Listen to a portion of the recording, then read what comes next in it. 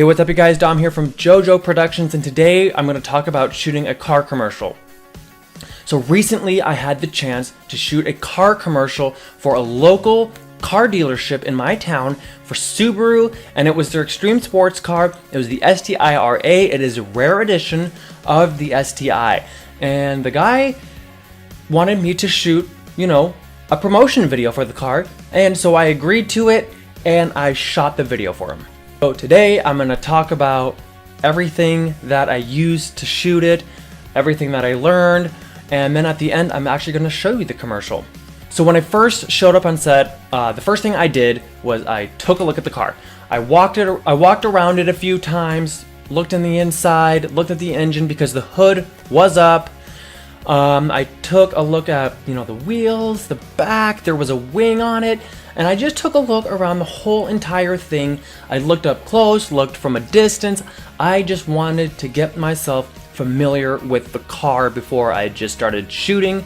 So I wasn't shooting blind, and I wasn't, going to be there for 9 hours or whatever. I wanted to get in and get out, and that's how I think commercials, when you are doing, kind of a run and gun style, should be done, is you just want to get in there and you want to get out because you probably aren't going to have a lot of time anyway. But luckily I did, because I went in at noon and they closed at like 9. So I was not worried about it, but still I wanted just to get myself familiar with the whole car. Finally, when I was ready, I took the approach, because since I'm not really a commercial guy, I'm more of a narrative short film guy, I took the approach as a narrative film. I started, I thought of it as, beginning, middle, and end. While I was shooting, I had, what the film was going to look like, the end result, in my head, in the back of my head. So what I did was I started with a bunch of wide shots, so of the whole car, the front, the back, the sides, and shot those with the slider, without the slider, on the tripod. And then after doing all the wide stuff, I decided to get a little bit closer with the mid shots, such as, more of a wide angle of the whole engine bay, maybe the inside of it, the whole entire back, a full entire tire shot, I guess is how you'd say that, right? And after I did that, did a couple, shots with the slider, some with the tripod again. We then moved into more of the bigger close-up stuff, such as this time there was an STI emblem on the tire. We did that. There was an STI emblem on the wing. We went inside of the car. I got some pedals. I got the knob, the joystick shifter.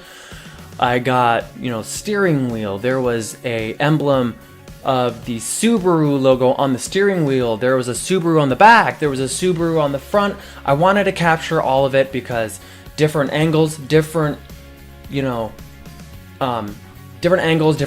movement is definitely going to tell the story in a different way. And I think that using the slider definitely helps with movement and bringing that energy. So as far as, equipment goes, I just used a big old beefy tripod that the camera is sitting on right now. I was using a D7200, which we are filming with right now. I used a 35mm lens, which we are filming with right now. I also brought my slider, and I also brought a 50mm lens, and that was it. Didn't bring any lighting, didn't bring any audio, didn't need it because I'm just doing visuals anyway. So as far as settings go for the cameras, I was doing, typical 24 frames per second, which means my shutter speed is going to be doubled, which is going to be a 50th of a second. My audio was off. I was shooting my super duper flat picture profile with all the contrast, saturation, and sharpness pulled all the way down. My ISO was definitely between 100 and 1600, depending on, if it was an interior shot, if it was an outside shot, if I had a shallow depth of field, if I had a deeper depth of field, that was definitely would play a role in my ISO levels too.